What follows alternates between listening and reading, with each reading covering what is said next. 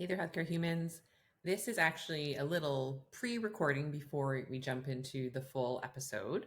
Um, I wanted to just name, in case there are parts where you hear it, and in case you notice a couple like choppy bits, um, the internet demons were not on my side for this particular healthcare human conversation. And there were a couple of points where Zoom and also my internet were not in love with continuing to record. And so I just wanted to name that in case it's sort of obvious. You're like, oh, why did they suddenly jump to a different part of the conversation? I hope it flows okay. I also wanted to just shout out to Vanessa Andreotti, the person I was interviewing, for being so patient with me as I waited for internet to come back to us. And yeah, I hope this is a really thought provoking conversation. um, Vanessa's work is really incredible. It can kind of hurt your brain at first, especially if you're used to thinking in the ways that we've been quite socialized and trained to think, both in just our regular education and certainly within healthcare. And I just invite you to let it wash over you and sift through whatever you hear for what makes sense, what seems to want to plant a seed. You don't have to like get it all, like whatever getting means. The whole point of how Vanessa offers education in general actually is for it to be very experiential and sort of peeling away layers and in a gentle way. So, yeah, I hope you find this conversation enriching and thought provoking. And thank you for your understanding if there are choppy parts. All right, enjoy the conversation. Okay. Hello there, healthcare humans. Thank you so much for coming back for another episode of The Other Human in the Room. I am a little bit starstruck and very honored to have a recent favorite author of mine here on the podcast live. I have been like watching and listening to you for the last couple of months, and it's very cool to actually be speaking to you in person. Why don't you introduce yourself, Vanessa? Thank you, John. My name is Vanessa Andreotti. I am the author of Hospicing, Modernity, Facing Humanity's Wrongs and the Implications for Social Activism. And I'm also the Dean of the Faculty of Education of the University of Victoria, which is located on Plymouth and Songhees lands. These are two Lakwangan-speaking nations. I am of also mixed heritage. I identify as a racialized settler here in what's known as Canada, but I was born and raised in Brazil from a family who has two ancestries. One ancestry is German, the other is Guarani. So yeah, that's who I am. That's who you are. Yes. And so I actually learned of your work from a friend of mine who also works in healthcare. And I've, as you may be aware, I've been having a lot of conversations of how do we remain human in healthcare, sort of the main way I frame the question. And a bit of that work always is like the bigger conversation of like, what are we doing? Like even just as a society, but keeping it even to the healthcare system and like what ways to go. I've in the past been a part of like trying to do local system reform, and then even now still are engaged in some conversations about it. And of all the different ways I've heard what we can do about this problem, the idea of hospicing modernity, like actually allowing parts of what we call society or the systems to have a natural death, um, I just find so evocative, especially as someone in healthcare. I'm a primary care practitioner. I actually provide palliative care to some of my patients when they require it. And so I think it's a really interesting frame and like metaphor slash reality that like I would love to explore with you. Um, I think as a beginning, I would love to hear what description or definition you would use around the word or the idea of modernity now, not as like a comprehensive one, but like what's your understanding of it at this point? Sure. So I work with a research collective called Gesturing Towards Decolonial Futures. And in this research collective, what we try to do is to create educational and artistic experiments that help people um, expand both the ways they can think about things, but also the ways they feel and the ways they can relate to reality, or to different layers of reality and of themselves. So one way to explain what modernity is, and that's one of the ways that I use in the book, is instead of asking what is modernity, is to ask who is modernity, and to treat it as an entity. Another way is to think about it as a combination of factors that create the conditions of the present. So in this way of talking about combination of factors, we use an image, the image of a house, to try to convey where we are at. So you need to imagine a house sitting on a planet, but the house is exceeding the limits of the planet. And the house has a foundation, and the foundation of the house of modernity is one where humans are separate from the rest of nature. So that sense of separability is imposed on us as a fact, and kind of alienates us from our entanglement and interdependence with the other systems of the planet. So if you think about a planet as a nested system, and if separability creates a sense of separation between humans and the land, we forget that our bodies are also land, and what we do to the land of the planet is also done to our bodies. So this sense of separability, for example, creates conditions where we create hierarchies between species, between cultures, between individuals, that then create cultural conditions for how we relate to both ourselves, to each other, to other species, and to the land itself. So that's one. That's just the foundation, is a foundation of separation between humans and the rest of nature. Then there are two carrying walls of modernity of this house. One carrying wall is the carrying wall of the modern nation state, which normally we think about, when we think about the nation state, we think about citizenship, and that the state is there to protect people, because that's the narrative of the state. However, if you look at the history of the modern nation state, it was created to protect property and property owners. So the state protects capital. And the protection of people through the dispensation of rights, like civil rights, labor rights, human rights, indigenous rights, it only happens historically, or mostly happens, when there is interest convergence between the protection of capital and the protection of people. When that convergence is not there, generally the rights are canceled. So it's just important to keep that carrying wall there, so that we do not idealize or romanticize the nation state as the savior or the solver of our problems.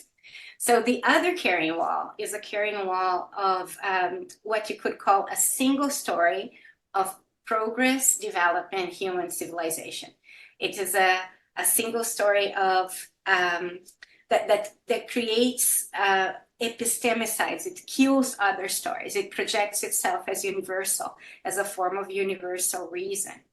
And whoever doesn't fit that story is considered to be behind the story and needs help to catch up and get on with the program, right? Which then reinforces the hierarchies that we were talking about before, that were created by separability. And then the last part of the house, which is the roof, is a roof that is then that sits on this other structure of two carrying walls and a foundation, which is today the roof of global capitalism, which is shareholder, speculative, algorithmic capitalism that seeks profit in a very specific way. But there have been other roofs, and there are other possibilities of roofs, like socialism is a possibility of a roof.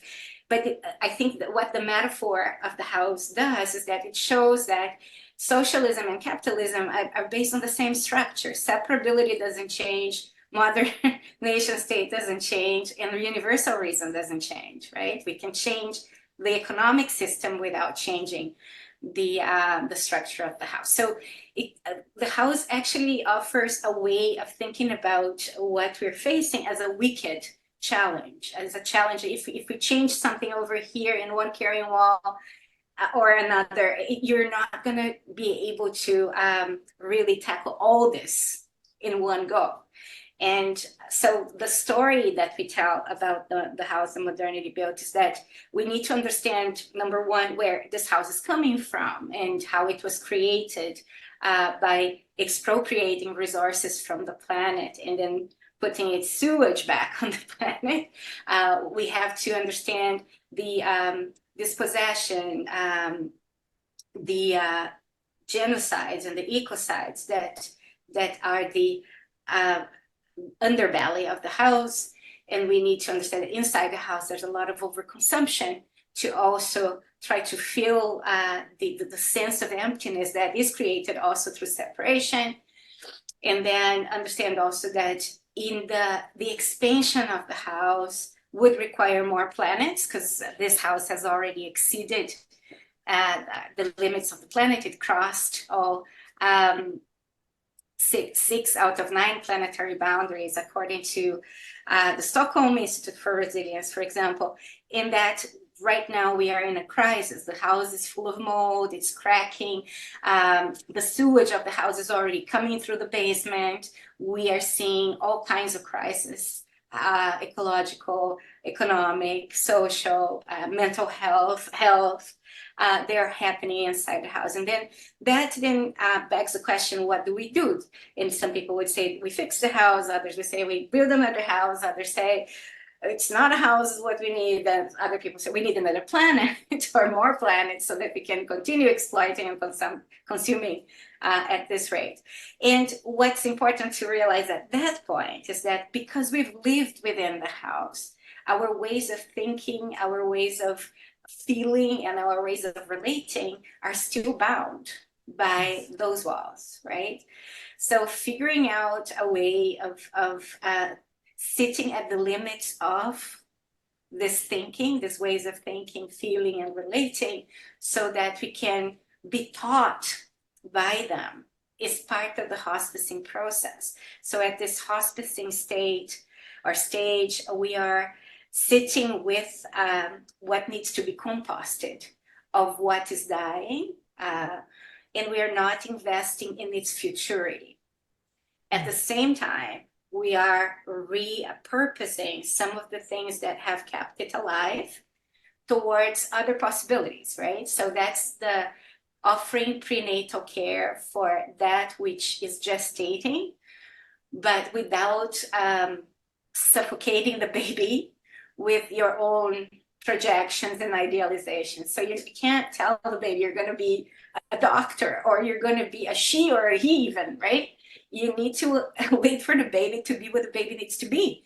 And hopefully, if we have learned enough or been taught enough by the wrongs and the mistakes of the other system, there's a chance that what's being born is going to be wiser. But that all depends on how much we have had the discipline and attention and practice of staying with the trouble of what's dying. Mm. Yes. The thing I really love about the story of the house is it's very clear, and like just like the foundation being the separability. I was just like, yeah, like just fundamentally, the rest is yes too, but like that, just like when we forget we are part of this planet and are deeply interdependent on it, and therefore the impact on the planet. And I mean the planet like literally, and also each other who are also part of the planet. Like we are all each other. I just think that's so beautiful. I love the idea of, yeah, we don't need to know what's coming, because the instinct, that's modernity, I guess, is like, but what's the strategic plan? Yeah.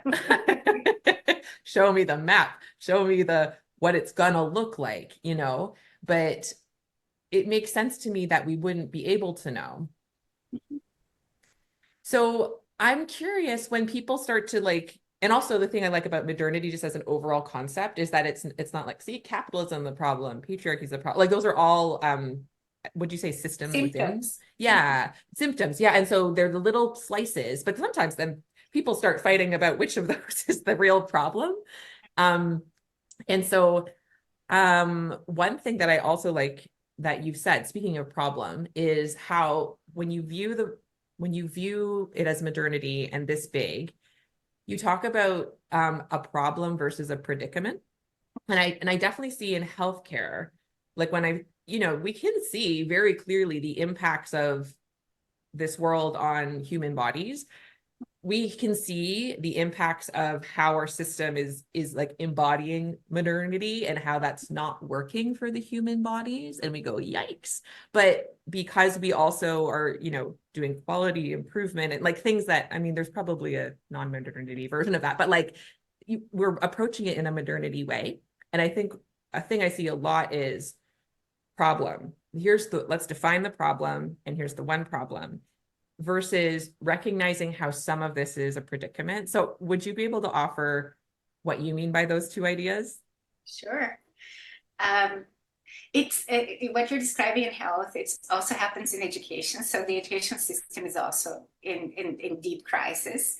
Yeah. And for example, what's happening in schools right now, there's a huge crisis in the profession with a lot of attrition, unprecedented attrition, and a lack of interest of new generations in coming to the profession, right? Yeah.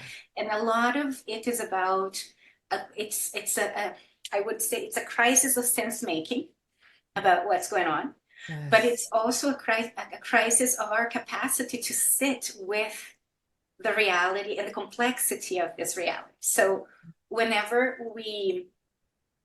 in education, and that's why I'm talking about education, formal education has taught us, like modern formal education has taught us, to look at complexity and all the layers and then flatten them into one and impose a narrative of coherence Mhm. and control. And then you police the borders of this narrative, right? So you edit out what doesn't fit, and then you're going to spend a lot of energy keeping that pressure cooker, Mm. yes, of that narrative of coherence. So this narrative of coherence is also kind of grounded in certain expectations of problem solving, of you describe reality, you predict, you intervene, and it gets you the results you want, right? And in that layer, maybe in one layer of reality, it works like that. So if you're building a plane, you will have to have that planning. But if you're building relationships, obviously that doesn't work, right? So if you look at all the layers of reality and the movement between these layers and the tensions between these layers, right? You cannot impose a linear path of change, but that's what you're expected to do. So you're between a rock and a hard place that, uh, yes, I should be able to intervene and solve this problem, yet this problem can't be solved. And a lot of people take that as a burden, right? So not only the complexity comes to your back, you carry it on your shoulders, but also the sense of impotence Mm. before a sector that is crumbling or a society that is in destabilization mode. So part of the problem then is that if you look at things as problems, then there is a solution. There is this dream and projection of a solution. If you look at it as a predicament, it's something that you need to prepare to face constantly because it's not going to go away. And part of the movement to do that is to figure out a way to safely take this complexity out of your back and put it in front of you, and then safely lower it to the ground so that it can be collectively witnessed and processed. Yeah. And that process is education, right? And it could be health education, education of teachers, education, but that is a process of sense making too. That's why a crisis is a crisis of sense making, because we can't do this and put it down and collectively process something and not be afraid of the pain of it, because a lot of this processing is going to be difficult. We inherited a lot of unprocessed conflict and unprocessed trauma, both collective and individual. And modernity is not very good at this processing mechanism because it focuses a lot on a specific form of reason. And this specific form of reason, which I will call a narrow boundary intelligence, drawing on the work of Daniel Schmattenberger, it's a very, and this narrow boundary form of intelligence is based on either ors, right? It's based on teleology, which is there's a solution, there's a plan, there's a destination where we can all get to. And if I don't see that, I don't feel motivated to do anything, right? I can just give up. So part, I think, of what education can do, number one, is to move us from narrow boundary to wide boundary, but also to expand our capacity to sit with what's difficult and painful without feeling overwhelmed, without feeling immobilized, without feeling without demanding quick fixes so that you can be rescued from the discomfort of sitting with what is not only it's complex. When we say it's complex, we are talking about moving layers of things and not about form. So everything is in a constant in between, and that in between creates an uncertainty that we are not trained to bear. We're actually trained to be extremely anxious about it, respond to this with anxiety. Yeah, so that's more or less. And whenever we talk about, whenever the idea that this is a predicament lands in the body of people, generally the response that I get, for example, is relief. Yes. Because they were blaming themselves for not being able to solve something that they thought was, that they could solve, right? Yes.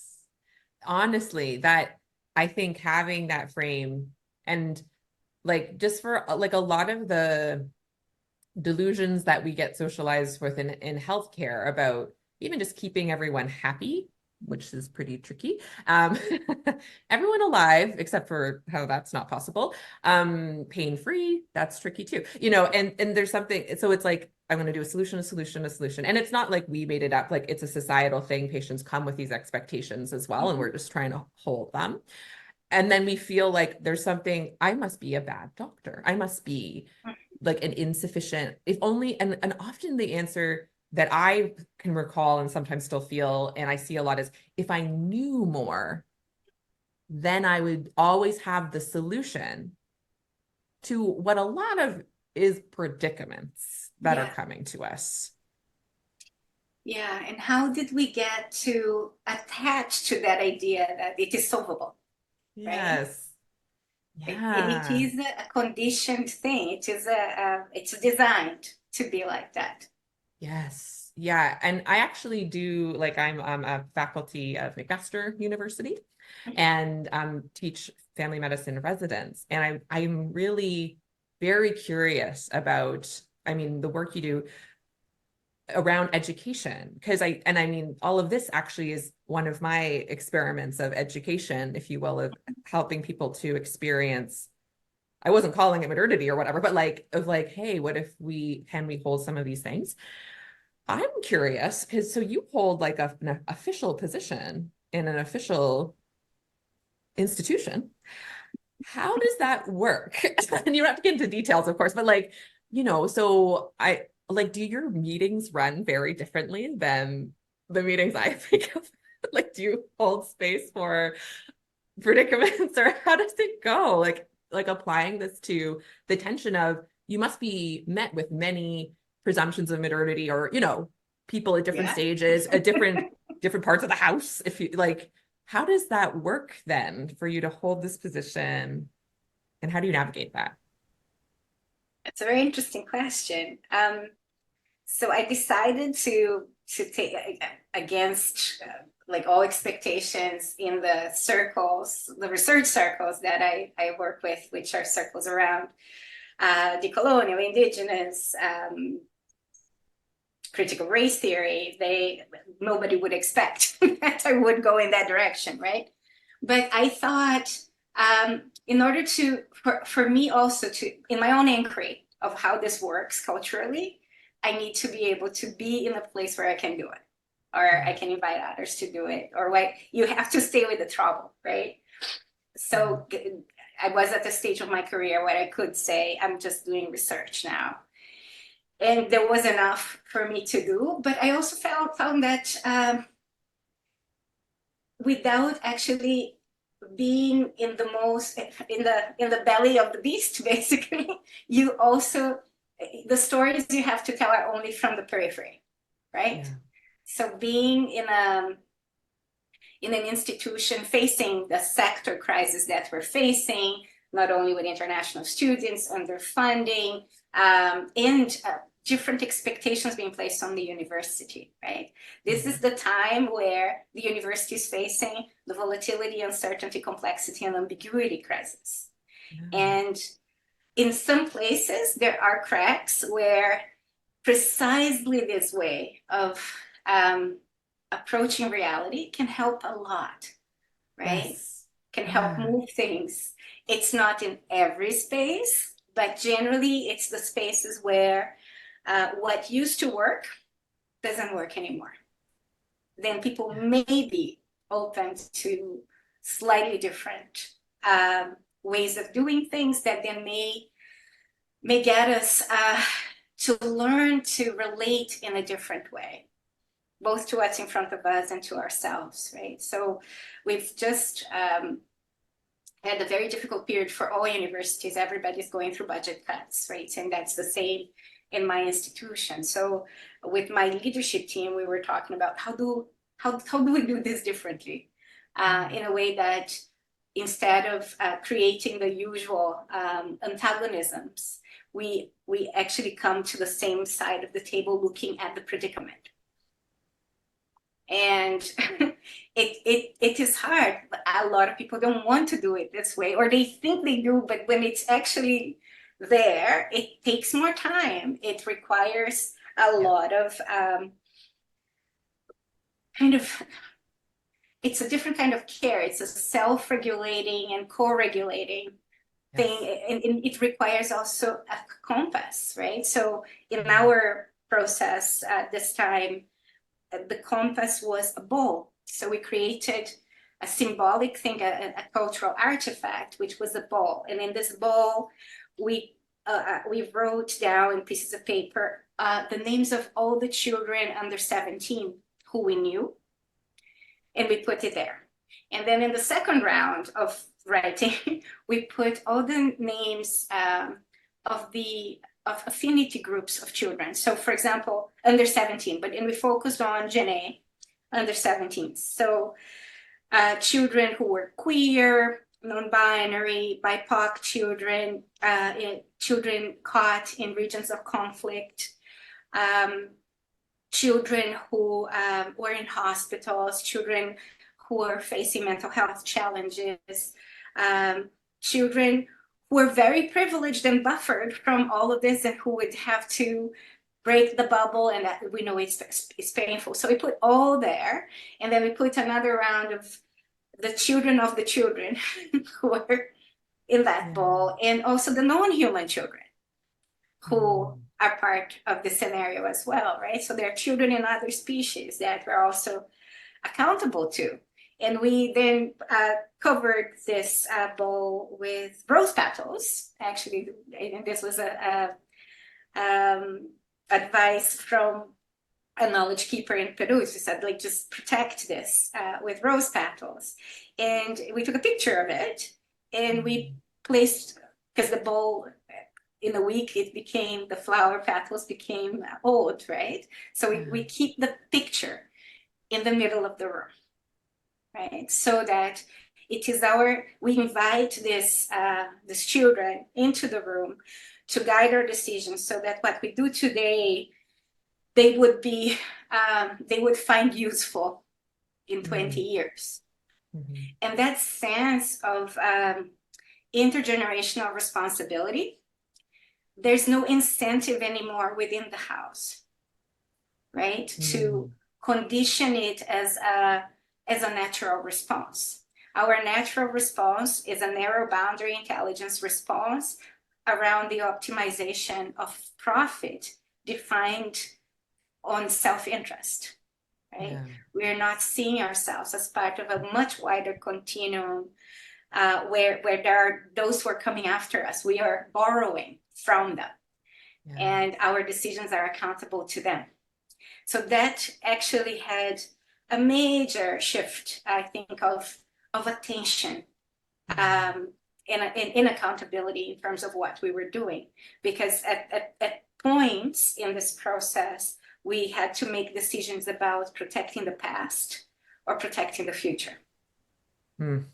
And in the Yes. hospicing thing, we would have, it's both, basically Yeah. protecting so that the past has a dignified ending and the future has a beginning with integrity. It can't be a murder and No. a forced labor. It has to be a natural transition Mm. in that. And that it's very difficult to get both the cognitive, affective, and relational components of that in the right moment, right, for the institution. And for that reason, you need to be at the table. And I think there's something about my generation, the Gen Xers. We were the first to be told, go live your best lives, right? Mm-hmm. You don't have to worry.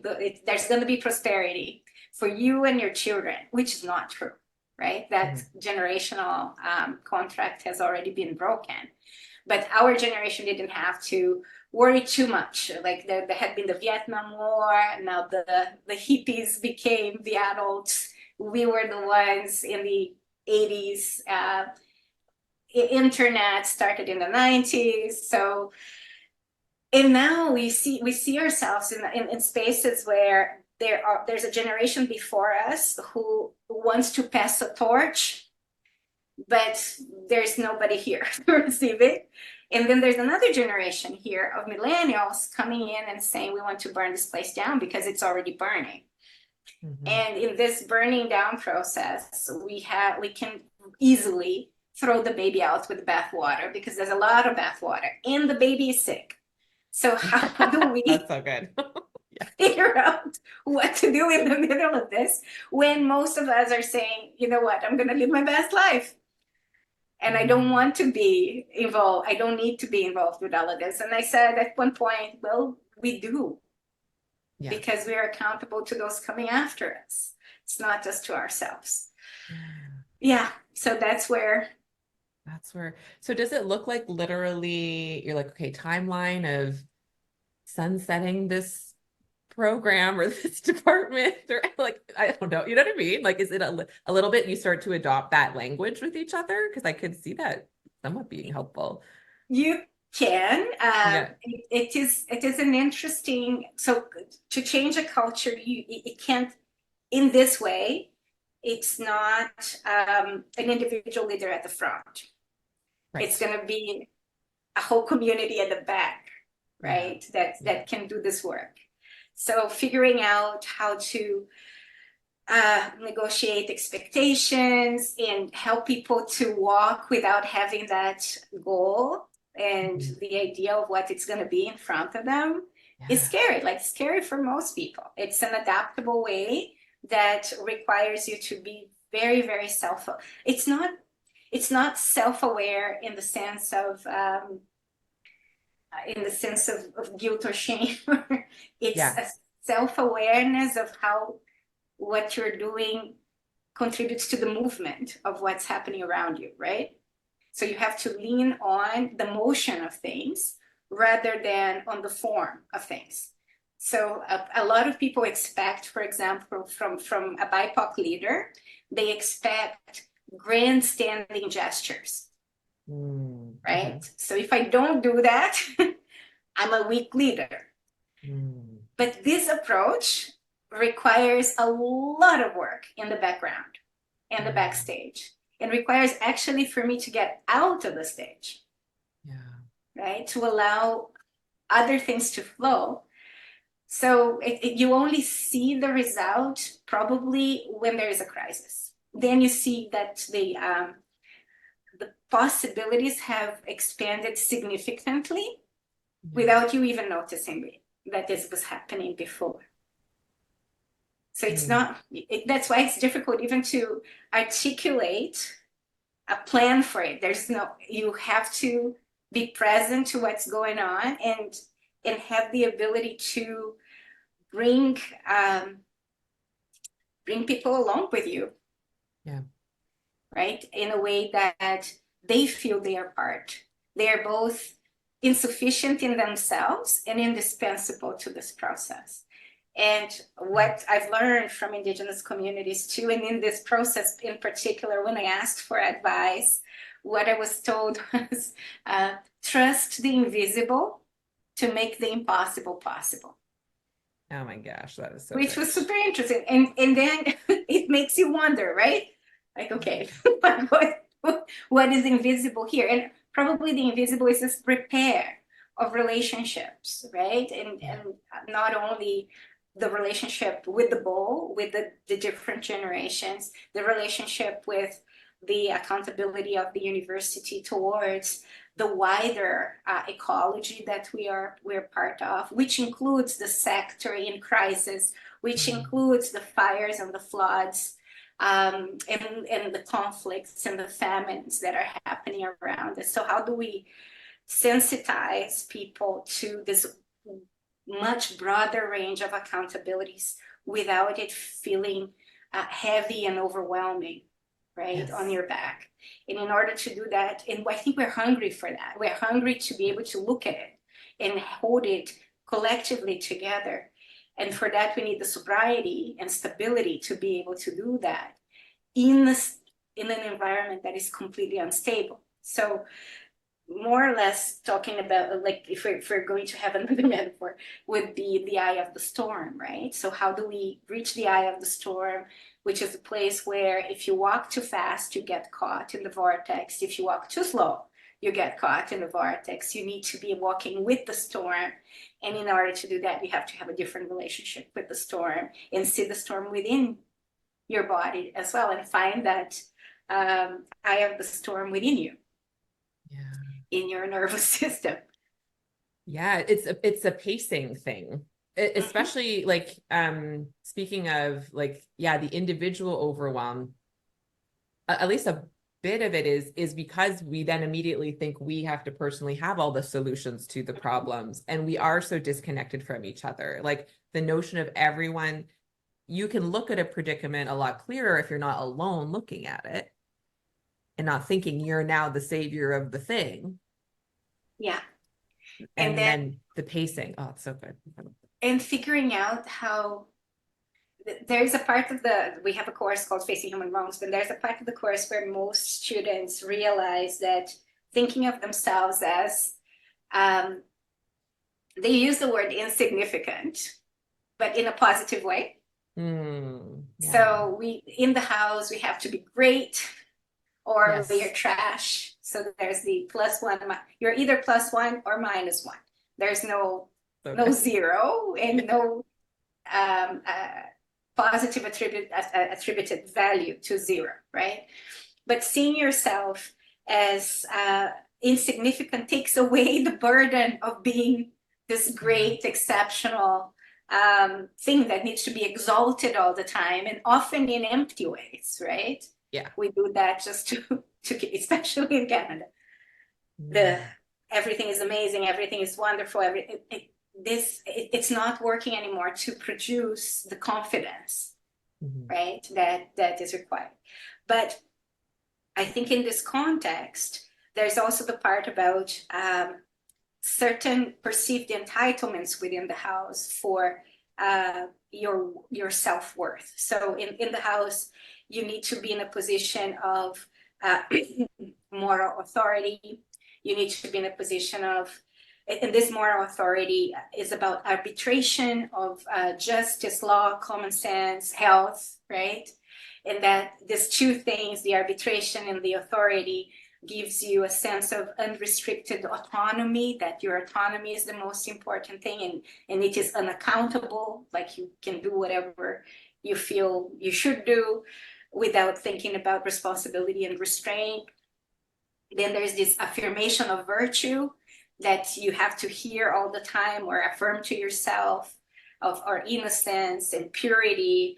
And that's then connected to the saviorism thing too, right? That you go out and you're the hero. And these are all burdens. So they're perceived entitlements. But right now, in a VUCA context of volatility, uncertainty, complexity, and ambiguity, they become liabilities, right? Yes. Because if you approach this context wanting these other things, authority, autonomy, arbitration, affirmation, you're going to be in a circular move, right?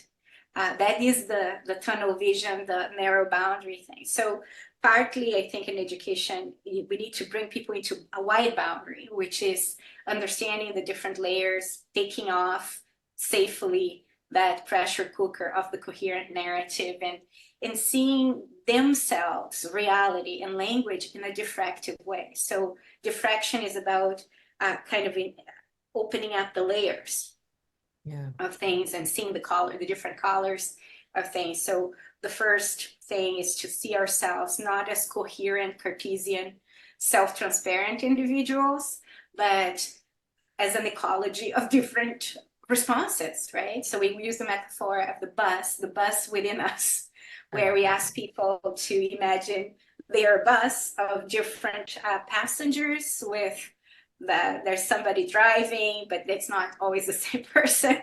And then there are passengers at the front talking very loudly, passengers in the middle talking sometimes, and passengers at the back who you don't even know because you've been repressing, right? And sometimes the passengers at the back decide to hijack the bus and run over other people.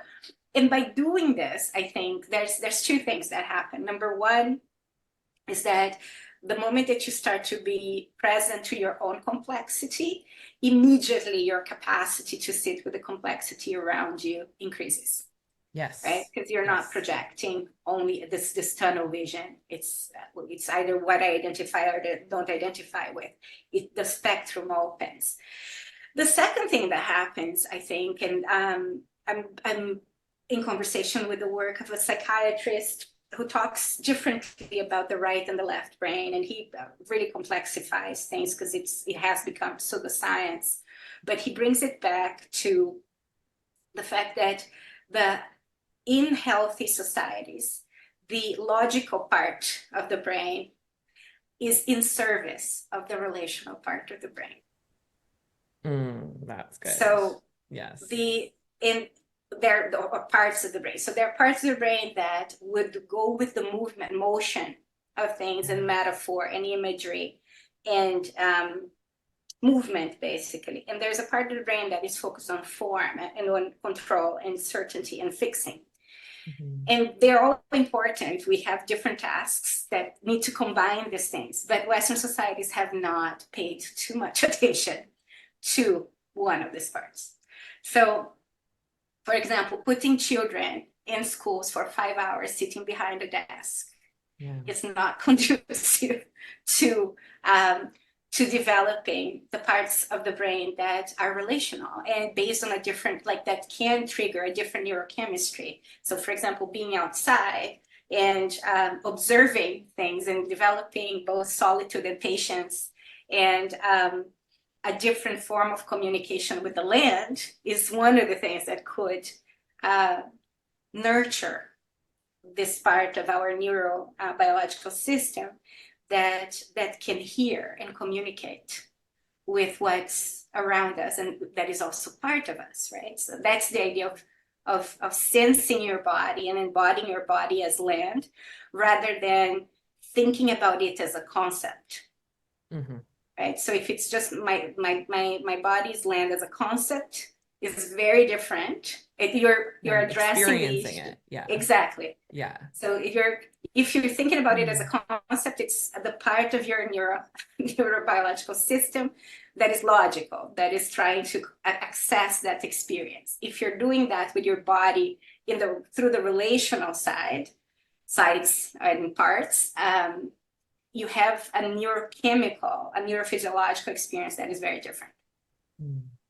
But it's also something that is much more open to the uncertainty of this movement, right? So there's a part of us then that wants the certainty, control, coherence, and concepts to relate to the world through concepts. There's another part of us that is capable of an unmediated relationship with reality and a very different response to uncertainty that is not anxious. Mm. So back to education, that is part of education too, to create a different neurophysiological experience of the world that is not shutting down to motion, mystery, uncertainty, and also the violence that is in pain that is happening, right? So I think a lot of people who want this other experience tend to idealize nature and say, okay, I just want the elation. But our our experience of and as nature is actually quite painful, especially Yeah. because of what's happening. So Yeah. a different experience and relationship with pain is extremely necessary right now. And as you said before, we are within the House of Modernity, the narrative about well-being is well-being that is pain-free Yes. and probably pleasureful, Mm-hmm.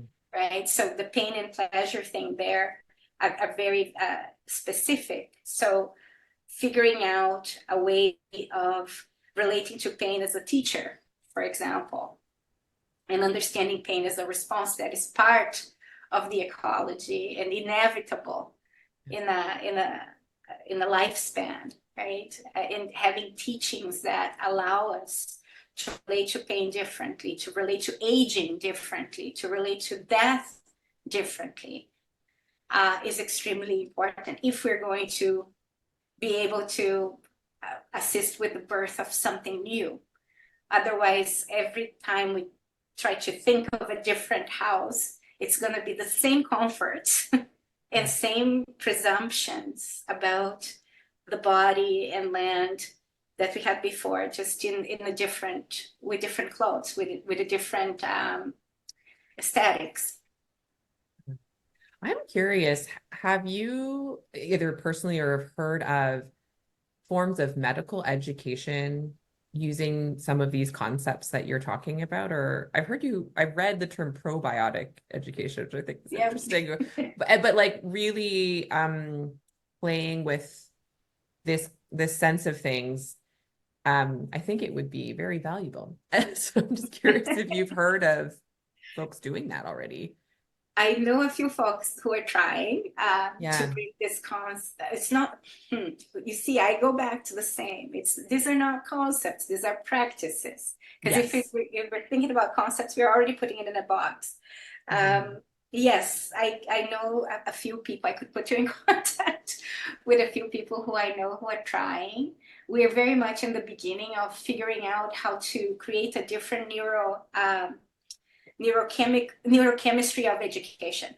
So Yeah. our current education is very much based on achievement mastery, which metaphorically I would say that it's good to associate it with dopamine. So it's Mhm. dopamine seeking. And if you're thinking about exams and rankings and all of that, this is all about that. Now, if we're thinking about a kind of probiotic education, it's not so much about mastery or achievement, but it's about learning to process stuff, Yeah. both individually and collectively. And instead of thinking about the right answers and achieving those, you're looking at collective epiphanies that happen through inquiry and curiosity and figuring things out with each other and going through the pains and the motions that you need for that kind of relationship to happen, right? For that kind of collaboration to happen. And it's a collaboration where you see yourself as both insufficient and indispensable.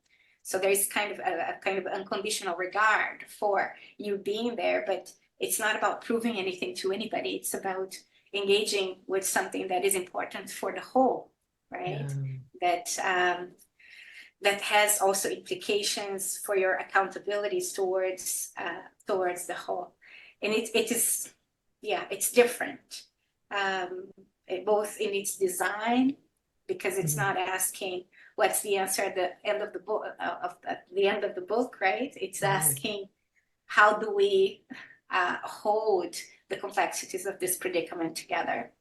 Yes. And I remember when I saw in your podcast something about you seeing yourself as the other human in the room, right? Yes. Which already asks you to take a step away from the usual, like fixed identity. I've got this sorted and it's already in a box, and I have my tools and going into the field, to one where there's an interaction in front of you, an interaction of the ecology of the body that is land, that is you, Yeah. and of the ecology of the body that is land, that is in front of you, Yeah.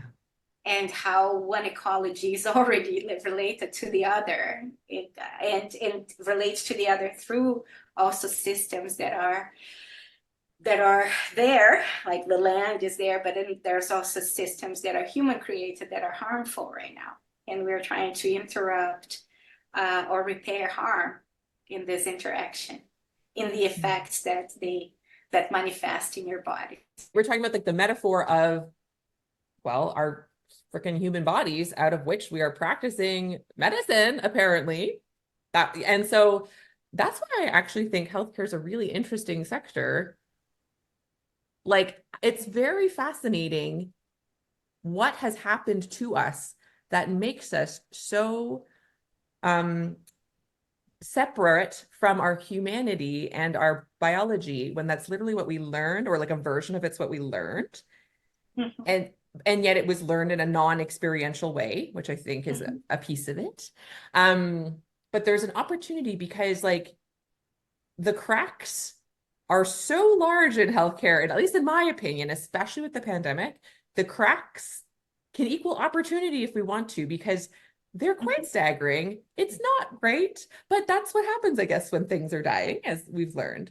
Yeah. And so I just think it's so interesting to consider, whether it's from the education standpoint of like how we shift medical education, but even each of us who are in healthcare, of like offering ourselves or finding spaces like your course where we can shift our own lens, I guess, or, shift our own orientation. Um, and what that would do, not only just for, I think, what our bodies are asking us to do. Like, we may actually feel better, but not in a way of like, so we can pretend nothing's wrong, but we can feel more coherent with our humanity. You know, I think that will feel resonant in a lovely way. That's my personal experience as well. I feel, as I grow more intimate with complexity, and I love your like analogies, like metabolizing the shit and stuff, like really like metabolizing and just allowing, and a lot of it's nervous system slash emotional regulation, or at least that's a very helpful skill as a piece of it. Mhm. I find that I can hold more complexity as I remove what I think is my entitlement slash pressure to be always affirmed, to always be the expert, to be adulated in a powerful way. As I remove those in like the room with my patient, it it becomes a good time with patients. Not all, but it becomes easier to have an like the ecosystem can more easily flow, because there's not these crumbling walls that are just getting more absurd, Yeah. you know? Yeah. No, it is super interesting to think about both educate teachers and health professionals as frontline workers, right? So Yes. I'm thinking about, like, if we're thinking about the house within you, the infrastructure of the house within you, right? Yeah. There is an infrastructure that the house has created and imprinted. It was designed to be like that so that you could live in that house and produce value in the house.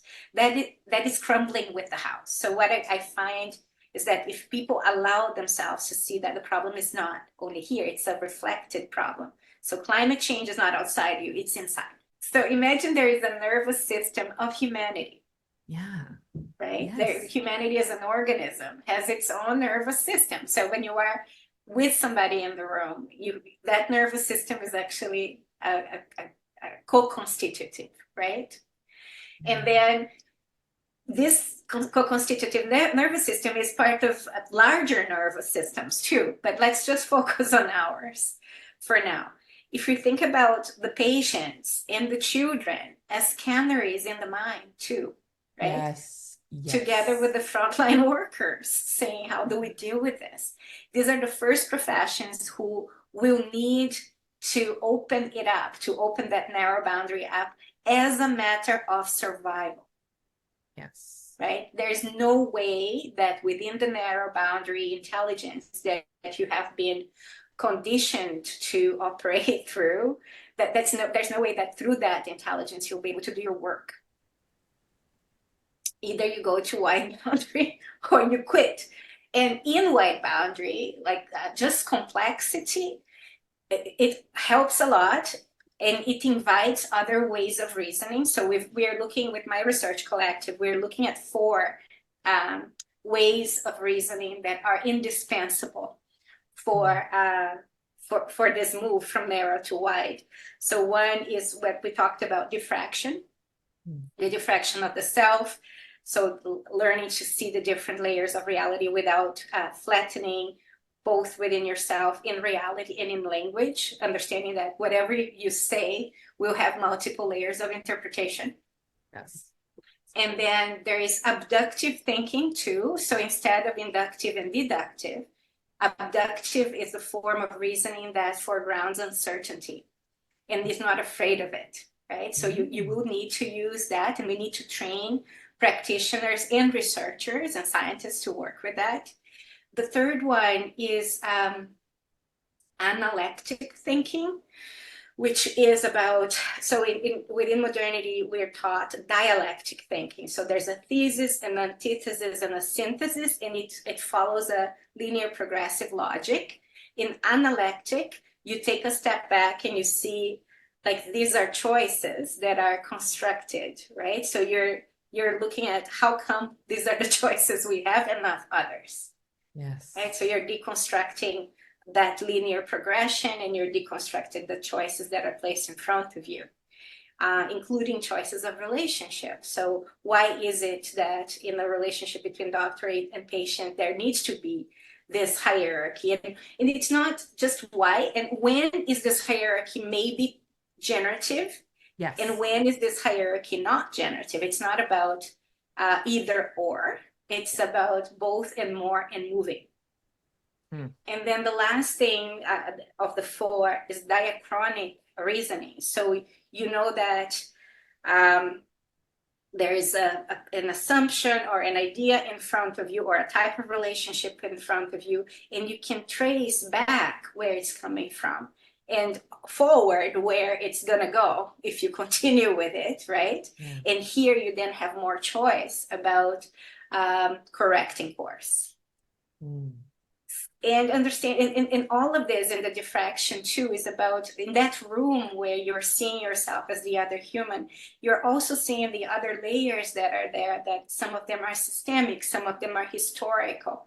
So I was in the doctor yesterday, and I went for an x-ray, and I experienced an interaction that really, in that room, that I could see the things in the room, and I could see it triggering in me all the memories that I had of similar interactions, and then triggering all the questions that came up. And the whole day I had to hold the interactions. It was a 30-second interaction of a father who was not allowed in the x-ray room, and who was suspicious of the competence of the technician, who was not white. And I was there thinking, there's nothing I can do. As another patient, I saw another health professional try to come and de-escalate the problem. But I could see in me, like on my own box, all this passenger going, no, that's why you don't like going to the clinics. That's why sometimes you don't report your problems. And then part of me thinking, in other situations, is the person who I'm going to be in front of value me as a human being the same that this person values other people? And Or now is this person going to be upset about what happened and then take it out on me because I'm also not all these things started to bubble up. And it was this kind of education that I was trying to apply to me that got me to another space of self-regulation, saying, okay, I could see this is good data, right? It's still Yes. there. The chain of trauma got activated. I could see the memories, but I managed not to allow the flood of emotions, right, to drown me in that moment. I had to. It's not compartmentalization because you are still seeing everything happening, but you can.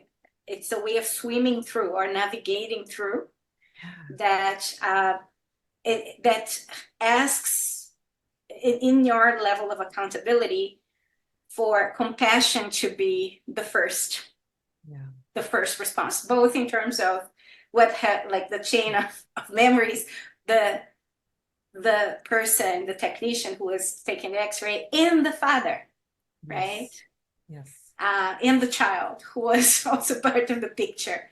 So how do we, because I think without that compassion and generosity, which is not incentivized within the house, what will happen is that we will turn on each other.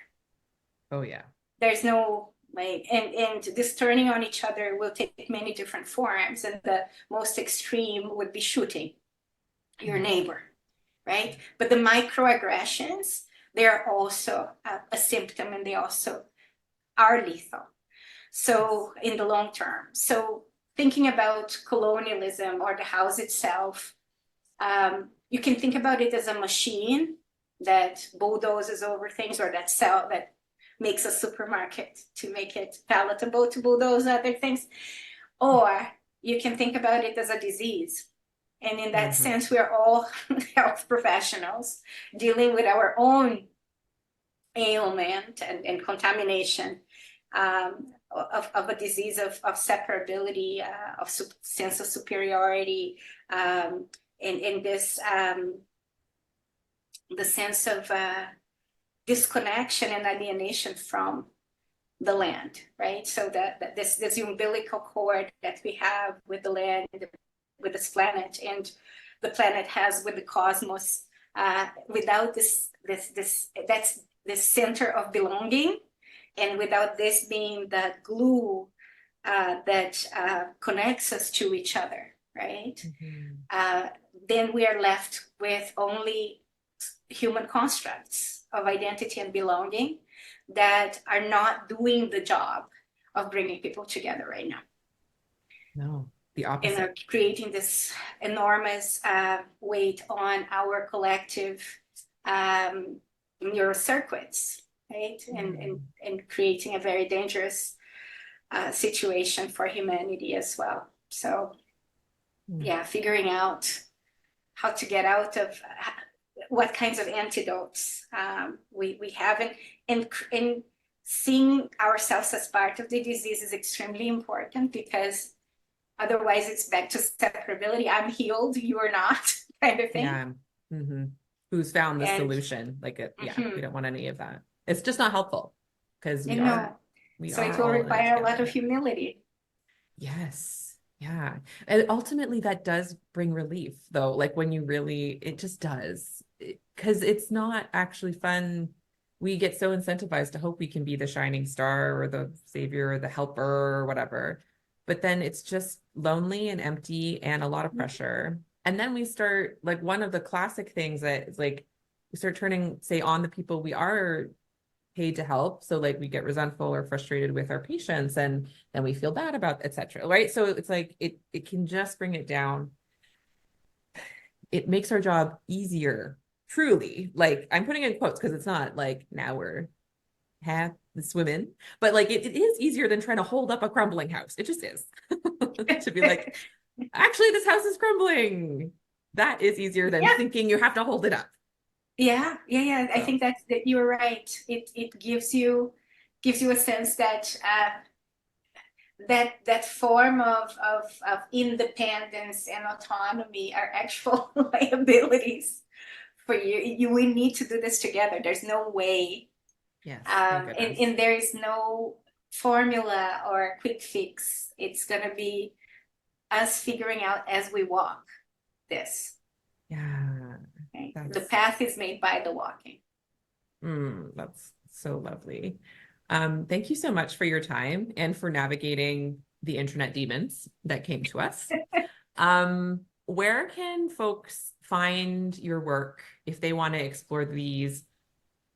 I don't want to say concepts, these ways of knowledge. Where could they find those experiences with you?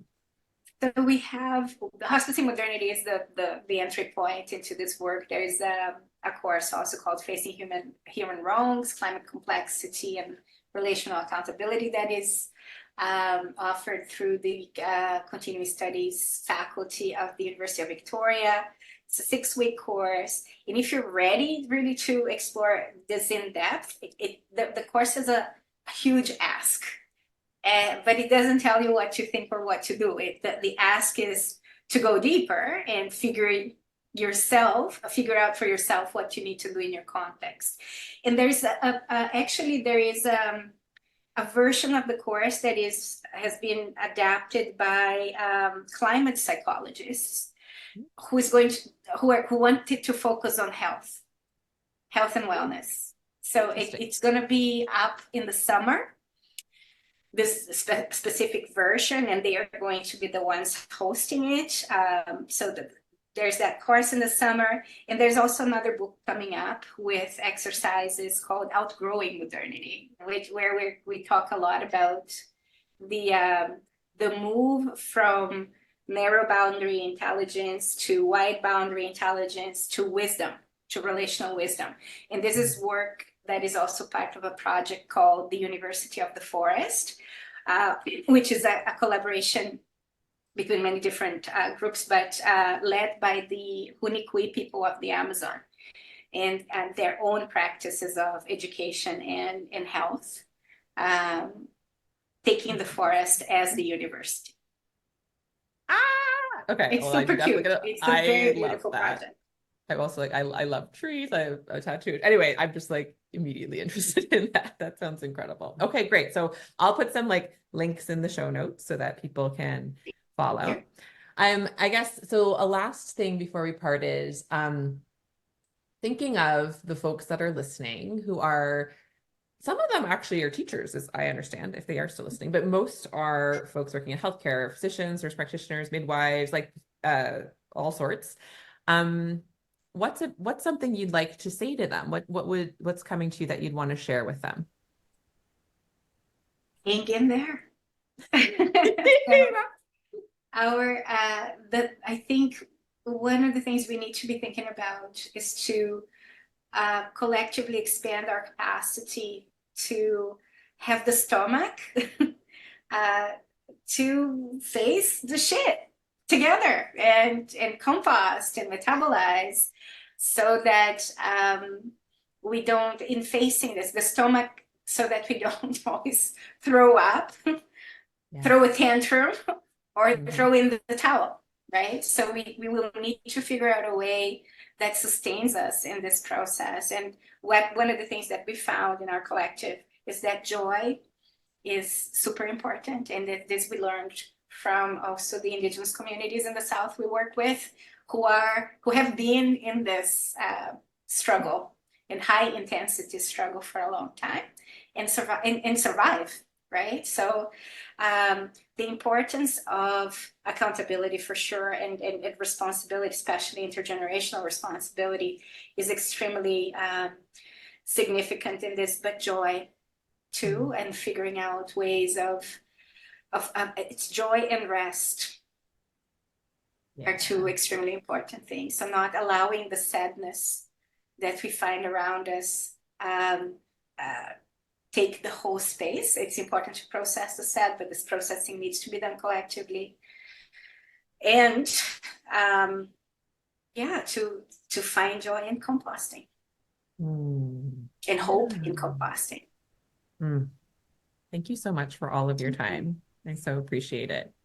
And for all those listening, I will talk to you next week.